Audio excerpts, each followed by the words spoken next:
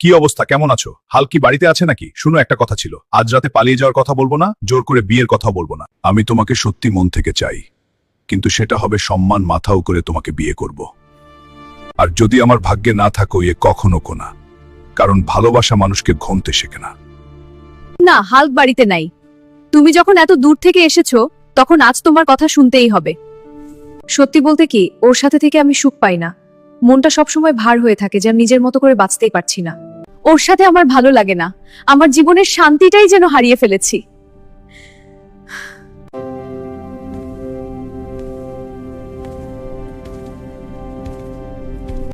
This place holds a quiet strength It is a refuge for weary souls.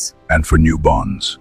হাল্কের সাথে এত তোমরা নিজেই বুঝ জীবিত কিনা, মনে হতো সবকিছু শেষ হয়ে গেছে।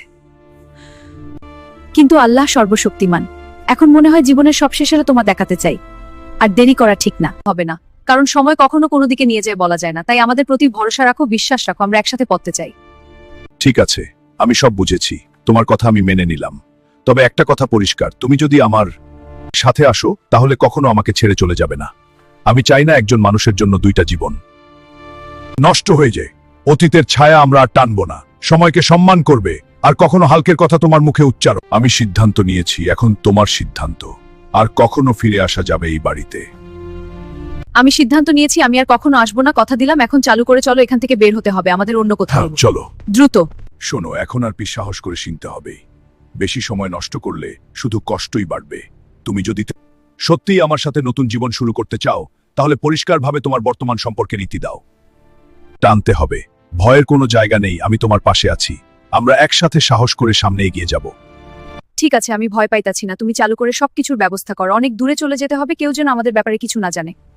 ঠিক আছে, তাহলে তুমি এখানে দাঁড়াও, আমি সবকিছুর ব্যবস্থা করে তারপরে তোমার এখান থেকে আমি নিয়ে যাব। তুমি কলাম এখান থেকে কোথাও চলে যাবা না। ঠিক আছে, আমি দাঁড়ালাম, তুমি যতটা তাড়াতাড়ি চলে আসবা। তা না হলে কইলাম আমি অনেক ভয় পাও, রাত যেন না হয়, ভালো করে চলে যাও। কোথায় যে গেলে তুমি? সন্ধ্যা ঘনিয়ে এলো, এখন পর্যন্ত তোমার কোনো খবর নেই। আমি বুঝতে পারছি না, তুমি কি সত্যিই ব্যস্ত নাকি আমাকে ধোঁকা দিলে?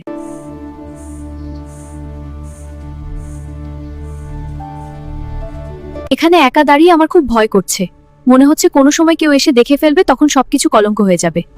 আমি শুধু একটা সত্য জানতে চাই, অপেক্ষা করব নাকি আজ থেকেই সব ভুলে যেতে শিখব? The universe will be mine. I am inevitable. আমি সেই যাইলাম, আমার জন্য অপেক্ষা করতেছে, সে অনেক ভয় পাইতেছে। সন্ধ্যা ঘনিয়ে এলো, এখন আর বেশি লেট করা যায় না, আমি চালু করে চলে যাই। আমি এসে গেছি, এখন আর তোমার ভয় পালন নেই। সবকিছু ঠিকঠাক করতেই আমার এত দেরি হয়েছে। আমি বুঝতে পারছি। আমাকে ভুল বোঝো না, সবই তোমার জন্য।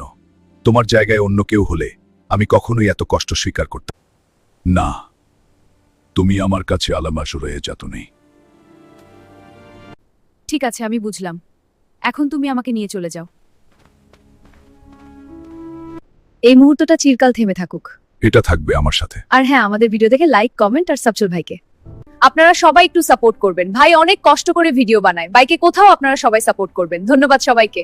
পুরো ভিডিওটি মনোযোগ দিয়ে দেখার জন্য সবাইকে অসংখ্য ধন্যবাদ। ভিডিওটি ভালো লাগলে অবশ্যই একটি লাইক দিবেন, আপনার মতামত জানিয়ে একটি সুন্দর কমেন্ট করবেন, আর আমাদের চ্যানেলটি সাবস্ক্রাইব করে পাশে থাকবেন। আপনাদের প্রতিটা সাপোর্টই চঞ্চল ভাইয়ের আগ্রহ আর অনুপ্রেরণা আরো বাড়িয়ে দেয়। ধন্যবাদ সবাইকে, ভালো থাকবেন।